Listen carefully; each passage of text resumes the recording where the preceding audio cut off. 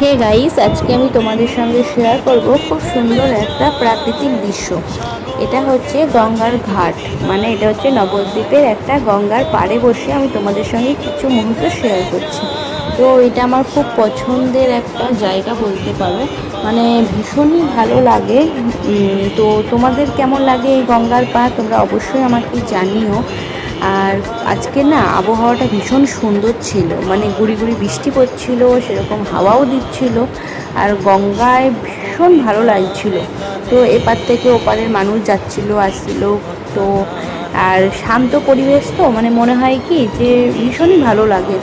তো আমার তো ভীষণ ভালো লাগে, তোমাদের কেমন লাগে অবশ্যই জানিও।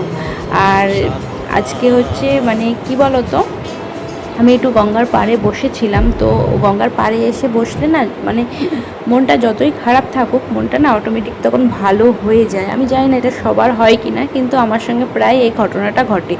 আমার যখন মন খারাপ থাকে, আমি একটু গঙ্গার পাড়ে গিয়ে বসলে মনে হয় যে মনটা অনেকটাই শান্ত হয়ে যায়। তো তোমাদের এরকম কার কার মনে হয় অবশ্যই তোমরা জানিও।